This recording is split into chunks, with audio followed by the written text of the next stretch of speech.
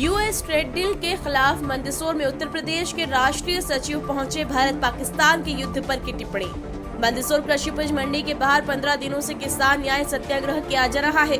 किसान युवा विरोधी यूएस ट्रेड डील रद्द करने की मांग को लेकर केंद्र सरकार के खिलाफ ये प्रदर्शन जिला युवा कांग्रेस के अध्यक्ष दुर्गेश सिंह पटेल के नेतृत्व में किया जा रहा है।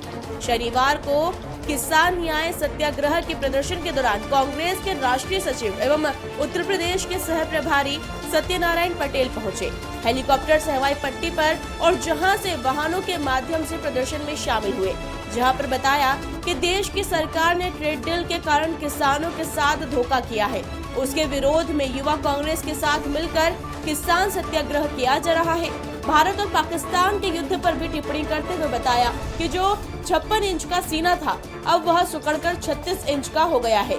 बताया कि अभी तक हम लोगों ने गेहूं, प्लाट, सब्जी बिकते हुए देखा था और अब भाजपा की सरकार में हम लोगों ने मंत्री विधायकों को भी बिकते हुए देखा है।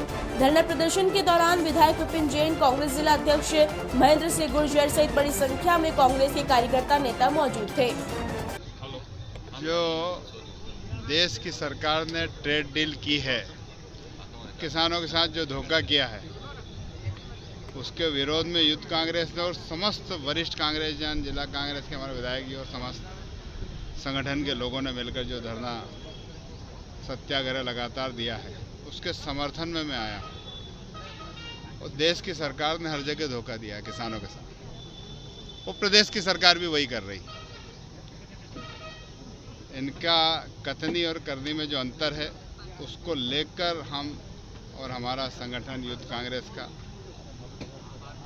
सत्याग्रह पर बैठा है। सत्याग्रह पे बैठने के लिए हम पूरा संघर्ष कर रहे हैं कि हमको न्याय मिले।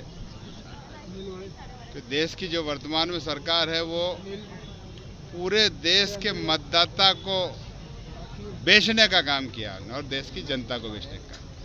वो चाहे ट्रेड डील की बात हो, भारत पाकिस्तान युद्ध जब हुआ था उस समय भी देश की जनता को उम्मीद थी कि भैया आर पार का युद्ध होगा, लेकिन 56 इंच का सीना 36 पर सुकड़ गया, ये हमको नहीं मालूम था, ये बाद में पता चला।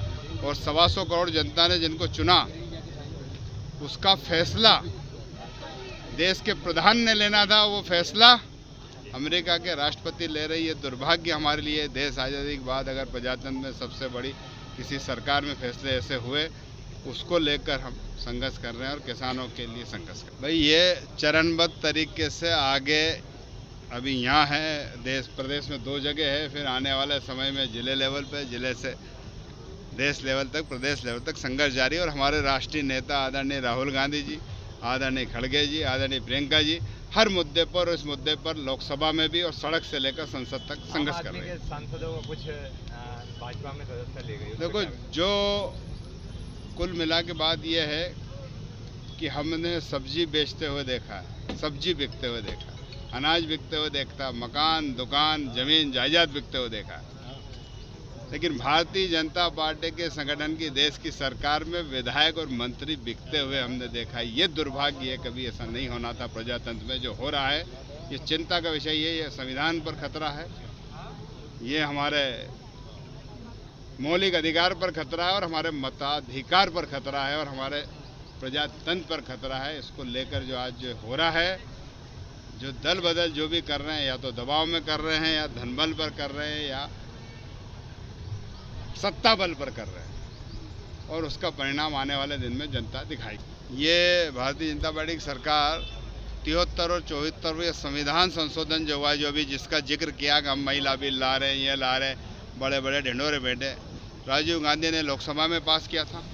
उस समय राज्यसभा में 5-7 मतों से रह गया था। बाद में हमारे तत्कालीन प्रधानमंत्री नरसिंह राव जी ने संविधान को संशोधन किया, जिससे 33% महिला आरक्षण हुआ था। और जो ये अभी आरक्षण बिल आ रहा था कि हमने ये किया, हमने किया, ये कांग्रेस पहले कर चुकी थी और उसी को लेकर ये ढिंढोरा पीट रहे हैं। क्या डर लग रहा है कि चुनाव नहीं कराने को? उसी को लेकर चुनाव नहीं करा रहे हैं। 73-74वें संविधान में स्पष्ट है कि जो चुनाव आयोग फैसला करेगा, समय सीमा में चुनाव 5 साल में होना चाहिए। अगर नहीं हो रहे हैं, उसका सीधा से बात यह है कि सरकार डरी हुई है, प्रजातंत्र से डर रही है।